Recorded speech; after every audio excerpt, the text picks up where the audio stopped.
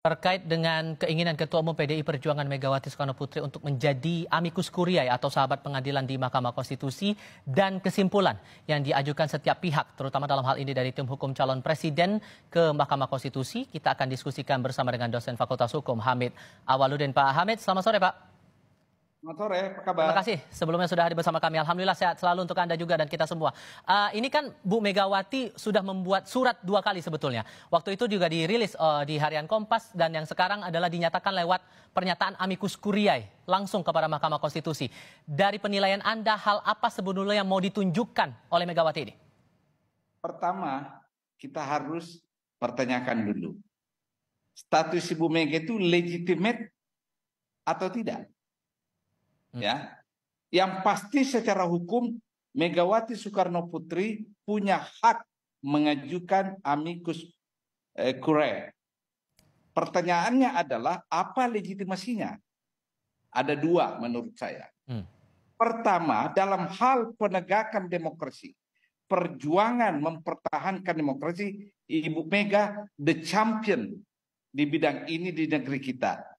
Berjuang sejak zaman Orde Lama, kemudian berjuang reformasi, dan sampai sekarang. Berarti ada legitimasi, ada jejak yang dimiliki. Yang kedua, yang dipersoalkan dengan amicus curiae ini adalah proses pemilihan presiden 2024. Lagi-lagi Megawati memiliki legitimasi yang sangat kuat di sini. Kenapa? Ingat sejarahnya. Pada tahun 2024, beliau itu masih presiden, incumbent. Pemilihan presiden dilakukan. Pertama kali pemilihan langsung. Ibu Mega punya jejak tidak pernah mengintervensi, tidak pernah cawe-cawe, dan tidak pernah mau mengatur pemilihan presiden 2024. Sehingga dia memiliki legitimasi moral berbicara tentang proses pemilu yang bersih.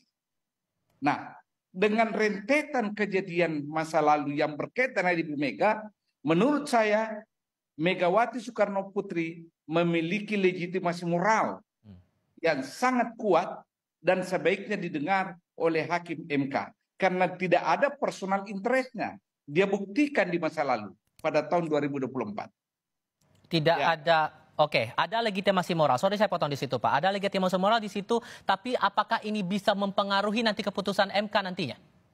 Nah, apakah bisa mempengaruhi atau tidak, kita serahkan kepada Hakim Mahkamah Konstitusi.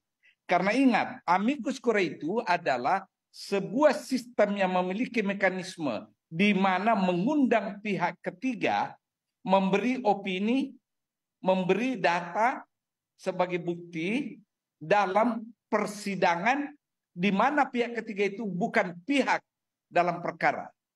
Jadi secara hukum itu terbuka peluangnya. Secara hukum, siapapun. Nah, Megawati kuat karena ada legitimasi moralnya dengan jejak masa lalu yang begitu kuat di bidang ini. Kalau Hamid Awaludin mungkin belum tentu. Ya kan? Hanya berpikirnya memberi saran atau apa, tapi kalau Ibu Mega ada buktinya bahwa dia tidak cawe-cawe dalam pemilu. Karena kan sebelumnya juga pernah ada yang buat amicus curiae juga datang dari kalangan-kalangan akademisi yang disampaikan ke MK waktu itu. Perbandingan jelas berbeda di situ. Ya, berbeda. Amicus curiae dari para akademikus itu adalah nurani berdasarkan akal sehat, pikiran dan pengetahuan yang dipunyainya. Amicus curiae yang diajukan oleh Ibu Mega selain pengalaman, selain pengetahuannya tentang konstitusi, juga pengalaman empiriknya bahwa dia pernah mengalami pemilu di mana berkaitan langsung dengan dirinya, tapi dia tidak cawe-cawe dan tidak mencederai demokrasi dengan cara intervensi. Itu tapi bedanya. sepengalaman kita dalam penanganan PHPU seperti ini dengan datangnya amicus curiae itu leveling jadikan sebagai dasar pertimbangan hakim itu di mana ya Pak? Ya, kalau saya hakim, saya akan mendengarkan opini dan saran Ibu Mega. Kalau saya hakim, karena jejak moralnya sangat legitimate. Beda kalau seseorang apunturir demokrasi yang selalu menyalahgunakan demokrasi tiba-tiba mengajukan amicus curiae dan minta pemilu bersih dan sebagainya, tapi dia kan penuh jejak kotor ke belakang. Kalau Ibu Mega dengan kasus 2024 very legitimate, sangat legitimate untuk mengajukan amicus curiae yang menyoal tentang bersih tidaknya pemilu. Oke.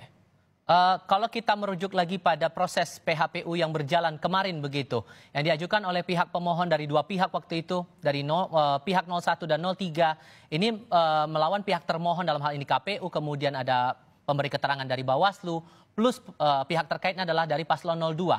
Sampai tadi diserahkan nota kesimpulan ke MK, mereka tetap teguh pada pendiriannya dengan masing-masing opininya begitu.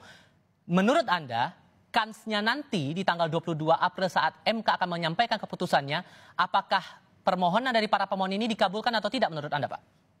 Menurut saya, dan kalau saya hakim MK, saya akan meluluskan permohonan itu. Dasarnya? Ya, dasarnya bahwa seluruh anak negeri kita, kecuali tentu pendukung Paslon 2, itu mengeluhkan proses pemilihan presiden kan? Dan ingat ya, dalam Undang-Undang Pokok Kehakiman dikatakan, ya, itu Undang-Undang Nomor 48 tahun 2009, hakim wajib hukumnya menggali, menelisik nilai-nilai yang tumbuh dan berkembang di masyarakat. Artinya apa? Artinya apa? Keadilan substantif yang harus dicari. Bukan sekedar kali-kali statistik, angka. Yang diajukan oleh Megawati Soekarno Putri adalah tuntutan adanya keadilan substantif yang mendengar keluhan orang tentang proses pemilu. Kalau memakai alasan yang disampaikan oleh pihak 02 bahwa tidak pernah tuh ditunjukkan perbandingan selisih hasil antara pihak KPU dengan para pemohon ini. Ya, karena memang selalu argumennya adalah argumen statistik kan? Iya kan? Yang didasarkan dari aturan dari undang-undang juga begitu, Pak? Oh, jangan. Ada presiden hukum tahun 2008. Disitulah munculnya istilah TMC kan? TMS. Terstruktur, TSM, sistematik dan masif. Ada beberapa pemilihan kepala daerah dibatalkan dan pemilu ulang. Jadi ada presiden hukum di sini. Itu dimulai tahun 2008. Jadi tidak benar bahwa MK tidak boleh mengadili proses pemilu, tapi hasil pemilu, hasil perhitungan. Itu tidak benar. Ada presiden hukumnya. Kalau kemudian permintaan mereka meminta sampai pemilu ulang, masih mungkin tidak meminta pemilu ulang itu? Ya, sekali lagi Bu, saya tidak mau mengada-ada, mengintervensi, biarkan Mahkamah Konstitusi memutuskan. Kalau Mahkamah Konstitusi mengatakan pemilu ulang, ya kita harus tunduk kepada pemilu ulang.